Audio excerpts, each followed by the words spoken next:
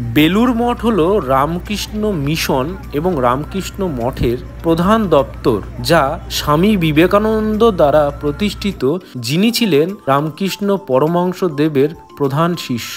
এটি হুগলি নদীর পশ্চিম দিকে হাওড়া জেলায় অবস্থিত এবং দক্ষিণেশ্বর মন্দির এর অপোজিট সাইডে। আমরা দক্ষিণেশ্বর মন্দির ভিজিট করলাম, সে ভিডিও দেখিয়েছি লাস্ট ভিডিওতে, এবং সেখান থেকে আমরা এখন এই ঘাট পার করে বেলুড়ে যাব।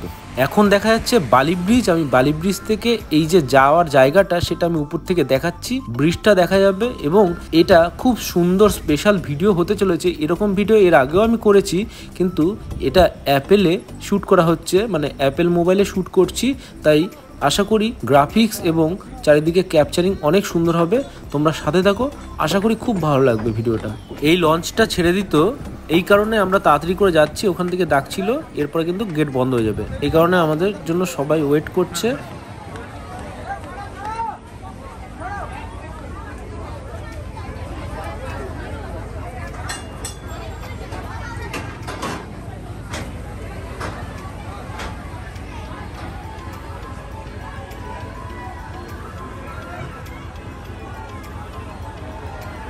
সাথে সাথে এই লঞ্চটা ছেড়ে দিল। এবার ব্রিজ এবং আশেপাশে প্রত্যেকটা জিনিসকে আমি স্পষ্টভাবে তুলে ধরবো বিভিন্ন অ্যাঙ্গেল থেকে। একই জিনিসের ভিডিও আমি বিভিন্ন অ্যাসপেক্টে বিভিন্ন অ্যাঙ্গেল থেকে তুলে ধরবো। দেখো শুধু ভিডিওটা, তারপরে তোমরা রিভিউ দিও যে জার্নিটা কেমন লাগলো এই নদী পথে এই পার থেকে ওই পার পর্যন্ত।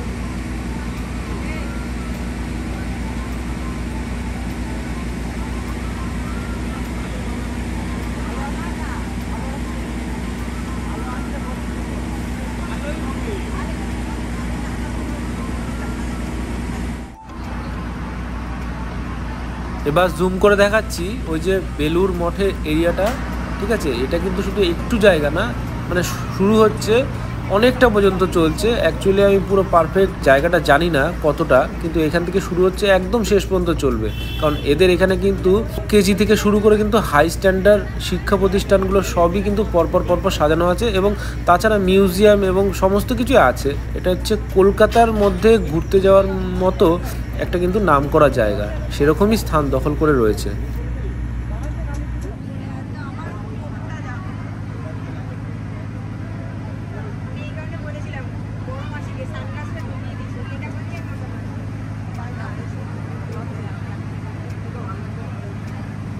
যাই হোক, আমরা দক্ষিণেশ্বরের ওই ঘাট থেকে বেলুড়ের এই ঘাট পর্যন্ত আসলাম মাত্র 11 টাকার বিনিময়। এবার তার জন্য আমাদের টাইম লেগেছে 20 মিনিট মতো। এই লঞ্চ পরিষেবা সারাদিন এভাবে চলতে থাকে, আধ ঘন্টা পর পর।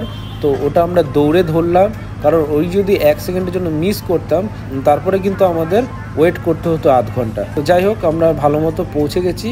তো এইখানে পৌঁছালাম, তার মধ্যে কিন্তু আমি নদীর সাথে যুক্ত আশেপাশের সৌন্দর্যগুলো কিন্তু তুলে ধরলাম।